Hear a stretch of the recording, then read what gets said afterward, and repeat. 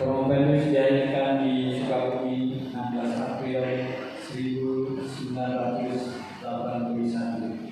Amamukan ini anak pertama dari 6 bersaudara pasangan almarhum Kiai Haji Jejen Jenal Abidin Bajul Ashad dan Haji Yayan Yudani menikah dengan Hajah Niati SPDI dan dikeluargai 4 orang putra putri, Hajah Ratu Sophia Sirohmah Jain, Tubagus Ahmad Ibrahim Jain anak Sahbandi, Tubagus Ahmad Jain Arifin Jain, dan Tubagus Ahmad Abdurrahman Al-Ahdari almarhum.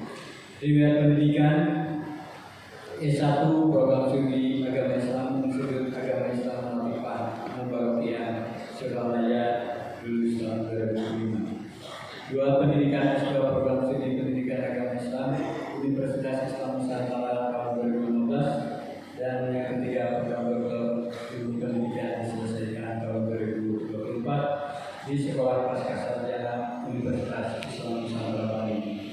Riwayat pekerjaan 1 guru bahasa Arab, 2 kepala madrasah aliyah Ajanya, 3 ketua yayasan Ajanya Al Mubarakah, 4 pembina yayasan Ajanya Al Mubarakah, 5 pimpinan kelompok Ajanya.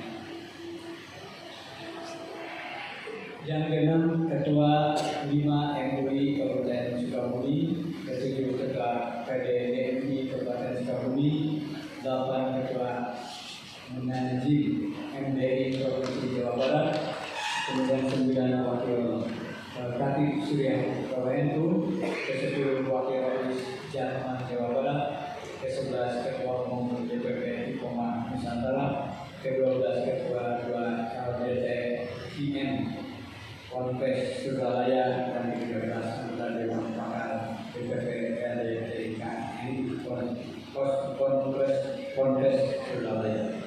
Selanjutnya kami serahkan saudara Portugis kepada sidang Komisi Doktor Universitas Islam Nusantara Bandung berkenan dengan Komisi Doktor Ubi. Kami akan menerima segala keputusan dalam sidang yang terhormat. Atas permohonan akademi Promovendus serta kelayakan Promovendus mendapat gelar akademi tertinggi di Universitas Islam Nusantara. Wallahu a'lam bishawab. Wassalamualaikum warahmatullahi wabarakatuh. Terima kasih kepada Ketua Tim Promotor Bapak Profesor Hadi Hanafiah MPD yang telah membacakan ketentuan akademik mengenai disertasi Promovendus. Kami persilakan Promovendus untuk mengadakan presentasi berupa poin-poin utama seperti ini.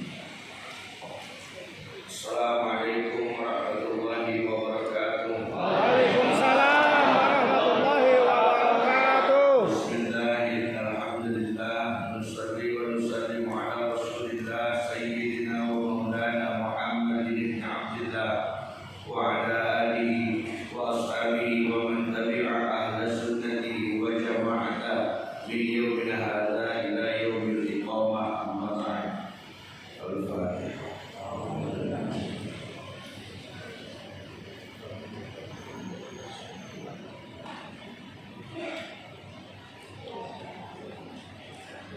Mukarramin, para profesor, promotor, pimpinan sidang, para profesor, promotor, peneliti, mukarram guru kami yang mulia, yayasan dan seluruh famili bapak yang ada di sini. Mohon izin dengan tidak mengurangi hormat kami sampaikan tentang apa yang menjadi keinginan, asa, dan juga pemikiran kami. Kami mengambil judul manajemen pembelajaran nilai-nilai kitab Al-Hikam dalam membina akhlakul karimah pada santri. Akhlakul karimah santri pada pondok pesantren.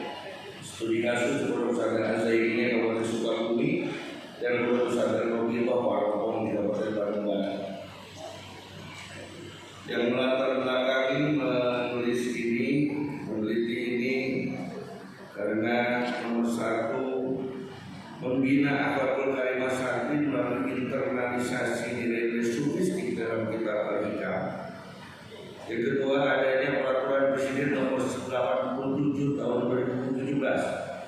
PPK adalah gerakan pendidikan di bawah tanggung jawab Satuan Pendidikan untuk memperkuat karakter substantif melalui administrasi hati, olah rasa, olah pikir, olahraga, dan melibatkan dan kerjasama antara satuan pendidikan, keluarga, masyarakat sebagai bagian dari gerakan nasional revolusi mental. PPK dilaksanakan dengan prinsip manajemen berbasis sekolah atau madrasah dan menjadi tanggung jawab kepala satuan pendidikan terpilih.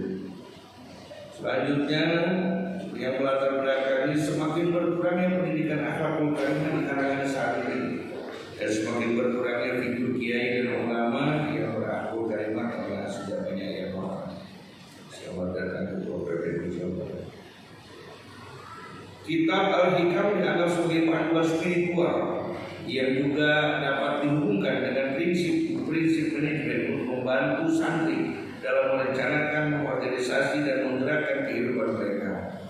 Pembelajaran nilai-nilai kitab Al-Hikam dalam membina akhlak karimah santri pada pondok pesantren Al-Zainiyah dan Madrasatul Rabbitah. Tujuan penelitian. Tujuan umum penelitian ini bertujuan untuk mendeskripsikan dan menganalisis manajemen pembelajaran nilai-nilai kitab Al-Hikam dalam membina akhlak karimah santri pada pondok pesantren. Tujuan khususnya adalah untuk mendeskripsikan, menganalisis tentang perencanaan, pengorganisasian, pelaksanaan, pengawasan, dan masalah dan solusi. Pembelajaran nilai-nilai kitab Al-Hikam dalam membina akhlak karimah santri pada pondok pesantren Al-Zainiyah. Sehingga timbullah pertanyaan penelitian. Bagaimana perencanaan, bagaimana pengorganisasian pada pelaksanaan, dan bagaimana evaluasi serta bagaimana masalah dan solusi. Maka dijawablah dengan judul ini. Sebagai kajian pustaka, diawali dengan landasan filosofi menurut Maslow. Filsafat humanisme merupakan filsafat yang menekankan pada nilai dan kedudukan manusia serta menjadikan hubungan filosofis humanis terhadap akhlakul karimah pendekatan humanistik dalam pendidikan dapat diintegrasikan dengan dalam nilai-nilai dalam kitab Al-Hikam untuk menciptakan lingkungan belajar yang kondusif bagi pembentukan akhlak dengan memfasilitasi santri untuk berpikir kritis dan kreatif serta menggabungkan materi ajaran dengan pengalaman yang nyata.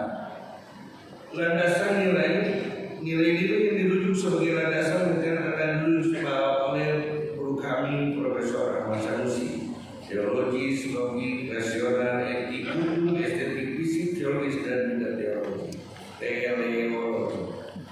Landasan teori manajemen menurut John A. Terry menyatakan bahwa manajemen adalah suatu proses khas yang terdiri dari tindakan-tindakan perencanaan, pengorganisasian, penggerakan dan pengendalian untuk menentukan serta mencapai tujuan melalui manfaat sumber daya manusia dan sumber daya lainnya.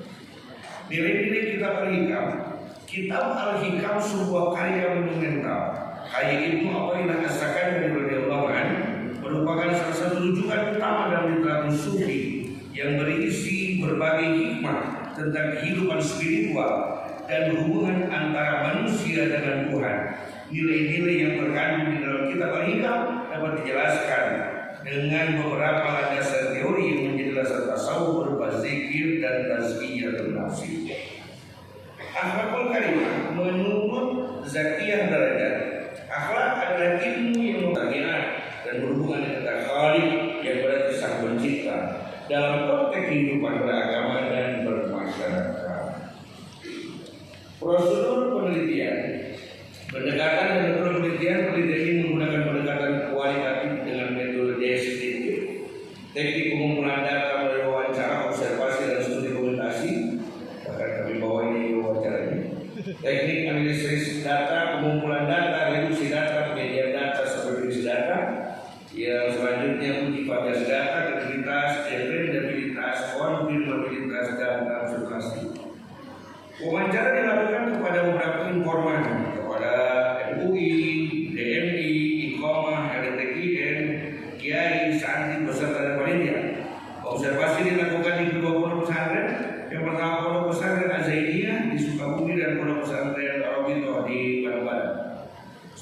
integrasi berupa dokumen kitab Al-Hikam, dokumen pengajian Al-Hikam, sorogan Al-Hikam, munadharah Al-Hikam, dan sarana dan prasarana hasil penelitian.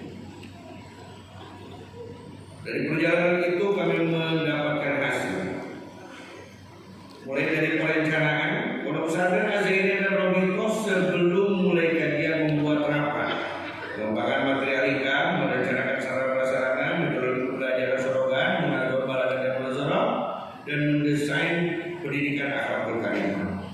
Pengorganisasian pembelajaran nilai kitab Al-Hikam dalam bentuk akhlakul karimah, yaitu santri, yaitu membuat rombongan belajar santri, membuat struktur organisasi percayaan santri, dan membagikan jadwal materi. Pelaksanaan dilaksanakan sesuai dengan perencanaan awal dan penyusunan organisasi yang datang. Kajian kitab Al-Hikam Pondok Pesantren Azzaini Robito menggunakan metodologi klasik, itu balaghah yang dilakukan bersama-sama oleh kiai dan santri, sorogan hanya untuk perorangan dan diperkenankan oleh kiai, dan muzakarah yang bertanya antara santri kepada kiai.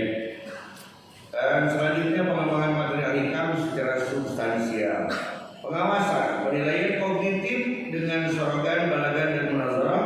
Penilaian efektif santri melanggar akan dikenakan SP1, SP2, SP3, tapi bukan sehabisan. Penilaian psikomotor, keaktifan santri dalam iqomah dan membentuk iqomah.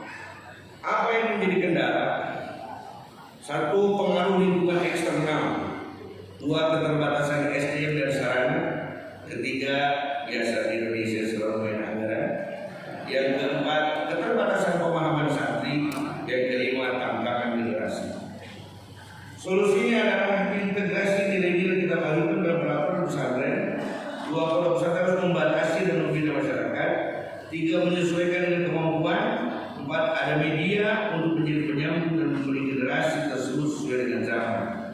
Kesimpulan, manajemen pembelajaran nilai-nilai kitab Al-Hikam dalam membina akhlakul karimah pada santri pada Pondok Pesantren Azzainiyah dan Pondok Pesantren Robito sudah sesuai dengan prinsip-prinsip manajemen yang dikemukakan oleh Dr. Terry, mulai dari perencanaan, pengorganisasian, pelaksanaan, dan pengawasan. Sehingga kami membuat gambarannya seperti ini. Yang pertama, perencanaan, pengembangan materi kitab Al-Hikam, merencanakan sarana, mendesain, naik kepada pengorganisasian, naik kepada pelaksanaan. Terus juga kita evaluasi masalah, mencari masalahnya, dan juga mencari solusinya. Sedangkan inputnya adalah santri, outputnya adalah santri berakhlak hikam, nanti outcome-nya santri berakhlakul karimah. Sehingga alhamdulillah itu begitu. Dalam ini ada novelnya, kebaruan dalam penelitian ini adalah manajemen pembelajaran nilai-nilai Al-Hikam dalam membina akhlakul karimah. Poin yang menjadi kebaruan adalah cara pembelajaran nilai-nilai Al-Hikam dalam yang kontekstual dan berbasis gerakan dalam membina akhlakul karimah. Selanjutnya, rekomendasi. Kami rekomendasikan bagi pondok pesantren supaya kajian ini sebagai pijakan dasar dan pola umum dalam mengimplementasikan pembinaan akhlak karimah di lingkungan pesantren bagi para kiai Nusewu, sebagai tolok ukur dalam mengimplementasikan pembinaan akhlak kuliah secara berkesinambungan bagi para santri, sebagai panduan dalam pengamalan kehidupan sehari-hari, dan bagi peneliti selanjutnya sebagai bahan kajian lanjutan dalam mengimplementasikan pembinaan akhlak di lingkungan pondok pesantren.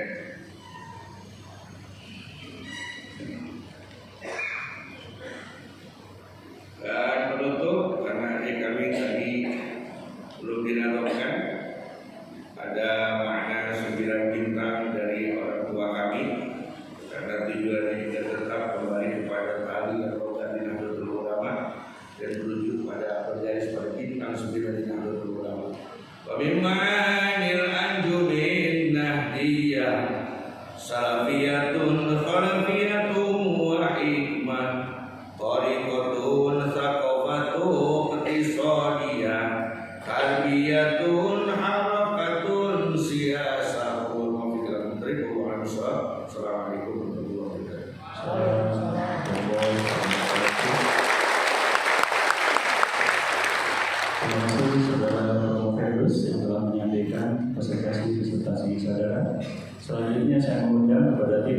dan promotor untuk mengajukan pertanyaan, sanggahan, dan bantahan terhadap disertasi Promopendus. Waktu masing-masing diberikan selama 7 menit.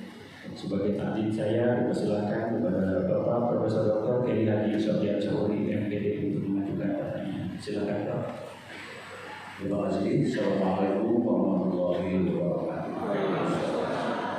Alhamdulillah, alhamdulillahirabbil alamin. Wassalatu wassalamu ala asyrofil anbiya'i wal mursalin sayyidina Muhammadin wa ala alihi wa sahbihi ajma'in. Amma ba'du. Yang terhormat Ketua Yayasan Uninus, alhamdulillah hadir sehat walafiat selalu. Pak Rektor yang juga sebagai Ketua Sidang Bapak Profesor Dr. Haji dan Komar MSI, kemudian Pak Profesor Dr. Haji Basriman MPD sebagai Direktur Pasca Sarjana dan sekaligus penguji dalam, kemudian Profesor Dr. Haji Hanafiah MPD sebagai promotor, Dr. H.M. Sofyan Sauri MPD sebagai promotor, dan saudara Bapak Dr. Abdul Farid MPD sebagai anggota, dan kawan saya Profesor PC yang sedang keluar. Alhamdulillah saya merasa bangga dan bahagia hari ini karena ujian yang dilakukan dua insan yang sama-sama adik kakak ujian. Jadi kalau ada 3 orang sama-sama kita, kelihatan 3 orang ujian kan? Alhamdulillah. Dan dihadiri oleh para kiai pimpinan NU, ya, Jawa Barat, Kabupaten, semuanya hadir. Dan kelihatan sambil berdoa, semoga kira-kira angin lancar. Dan sekaligus juga ya, mungkin ke depan para kiai yang belum sekolah bisa mengikuti Pak Kiai Aang yang sekarang. Oke, Kiai Aang Abdullah Zain. Hai Pak Halu, min aina anda?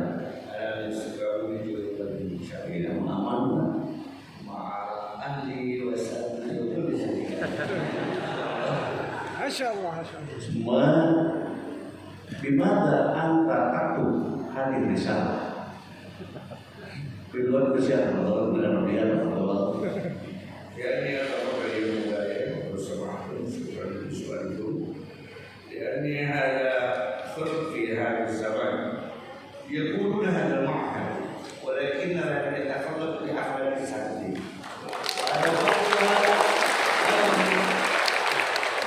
هذه المشكلة.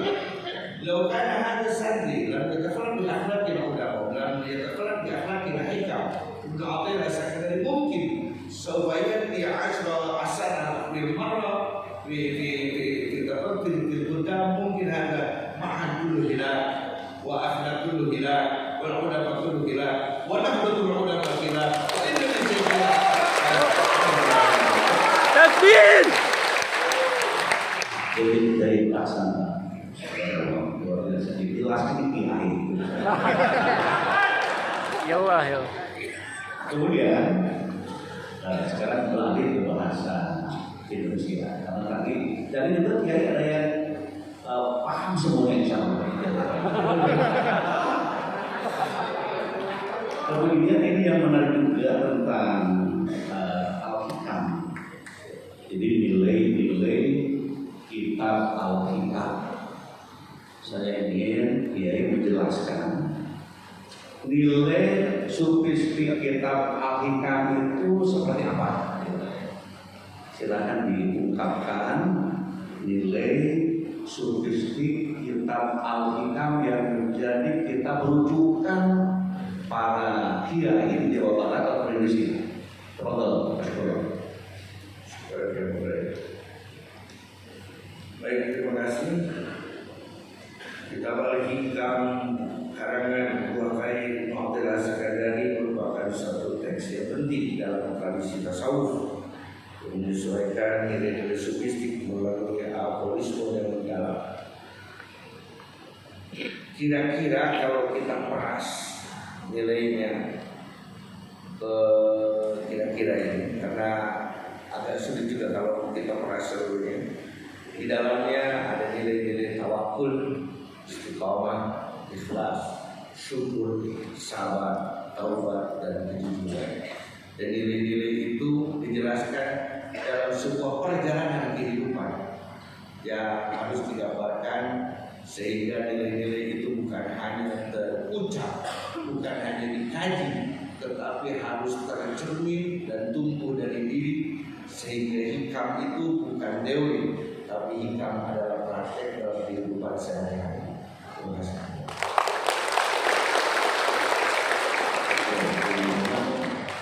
Karena banyak orang yang sangat ganggu dengan hikam itu, sudah tamat dibaca lagi, sudah tamat dibaca lagi, tapi menemukan saripati yang paling inti dalam nilai sofistik al-hikam yang sudah dikembangkan oleh Kiai Aam, betapa pentingnya untuk mempelajari, bukan hanya mempelajari, memahami, bukan hanya memahami, mengamalkan, bukan hanya mengamalkan, mengajarkan.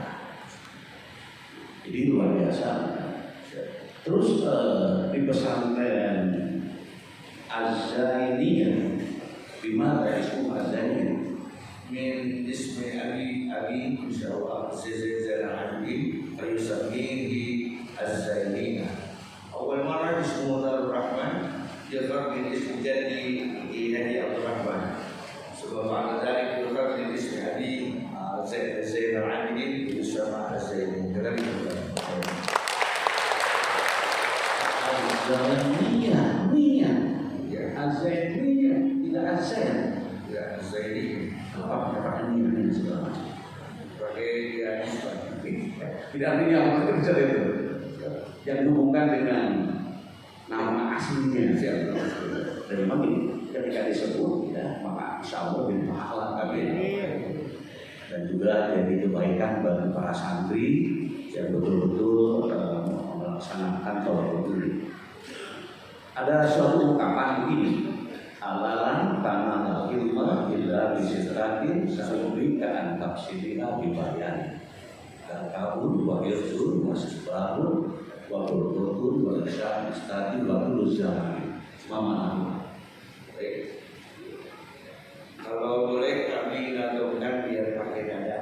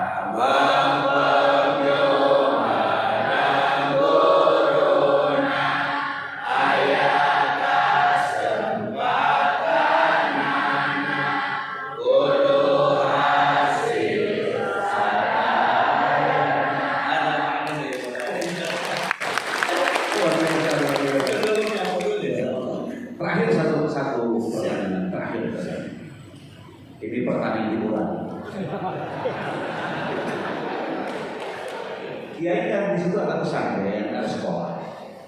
Dan kaitannya dengan nilai, jurnalistik ya menjadi pembahasan yang penting. Di situ ada metode pengajaran, ada materi pengajaran, dan ada guru. Pertanyaannya mana yang lebih penting? Yang tahu jawabannya guru. Udah beres jawabannya. Yang lebih penting di antara materi metode guru adalah guru. Kami tidak apa-apa, tidak punya apa-apa. Yang penting kami punya guru. Apa minat kami? Santri tidak punya apa-apa, tapi apa-apa punya santri. Santri punya guru. Oke, bagus. Guru yang paling penting bukan sekedar guru, tapi guru yang berakhlak, Ya, guru yang bermoral, guru yang beretika, guru yang berkarakter, guru yang bersila, guru yang memiliki tata krama sopan santun. Allahumma muwaffiqna bithoriq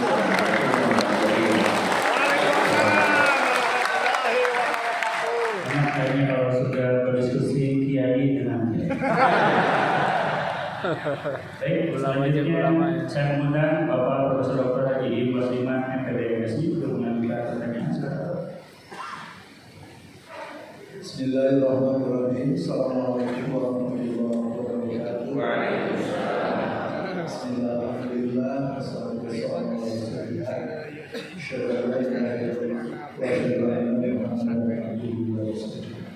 Allahumma shalli ala sayyidina Muhammadin wa ala alihi wasallam. Yang saya hormati pimpinan sidang, Pak Rektor, Bapak Profesor Dr. Haji Musliman MSI, terima kasih atas waktunya yang diberikan kepada saya. Tim promotor dan tim pemuji, wabil khusus Saudara Prof. Bapak Kiai Haji Abdul Mahdi. Hadirin yang saya muliakan, wabil khusus Bapak Pembina Yayasan dan Ketua Yayasan. Alhamdulillah bisa hadir di tengah-tengah kita. Saya yang kedua menyampaikan pertanyaan, tapi setelah tadi mendengarkan jauh dua kiai jadi nervous juga. Apa yang harus ditanyakan? Tapi kalau melihat judulnya adalah manajemen pembelajaran, nilai-nilai kitab Al-Hikam dalam membina alaqul karimah santri para pondok pesantren. Pembelajaran itu menyangkut teori yang sudah sangat lama dari Tuan Bloom, sehingga terkenal dengan taksonomi Bloom yang berlaku di seluruh dunia, bukan hanya di Indonesia, yaitu kognitif, afektif, dan psikomotorik. Sudah sangat nampak sampai di guru-guru SD dan kawan-kawan. Tetapi Unimus setelah mempelajari teori Bloom ini menganggap ada yang terlewat, sehingga Unimus menambahkan satu segmen lagi yang disebut dengan believing, keyakinan, teologi, sehingga sedang dikembangkan sekarang di SPS Unimus, yaitu kognitif, afektif, psikomotorik, dan believing. Keyakinan kepada Gusti Allah ini harus dilekatkan pada diri anak, bukan hanya kecerdasan kognitif, afektif, dan psikomotorik saja. Yang ingin saya tanyakan kepada saudara Bapak Lulus, di samping taksonomi Bloom ini, PBB melalui UNESCO mengemukakan bahwa pembelajaran itu bergerak pada 4 ranah yang disebut dengan learning to know, learning to do, learning to be, dan learning to live together. Saya ingin menanyakan barangkali bagaimana pendapat saudara Profesor, silakan cerita apa yang mereka. Bagaimana konteks Al-Hikam ini diajarkan dengan pendekatan UNESCO itu tadi. So, itu adalah pembelajaran masa sekarang dan masa yang akan datang. Dipersilakan. Silakan. Terima kasih Profesor. Kalau kita lihat proses pembelajaran dalam kitab Al-Hikam, apalagi pada nama nilai-nilai, pelajaran nilai-nilai kitab Al-Hikam dalam membina, ada nilai, ada Al-Hikam, ada membina, maka sudah tentu kita harus mengetahui dulu dan tahu dulu apa sih hikam, bagaimana sih hikam, ya ada berapa hikmah di dalamnya, kunci-kunci apakah itu tahu. Tapi hari ini pemirsa kebanyakan orang tahu. Jadi status-status WA-nya hikam semua, status-status Facebooknya hikam semua. Apakah cukup dengan tahu? Tidak, harus learning dulu.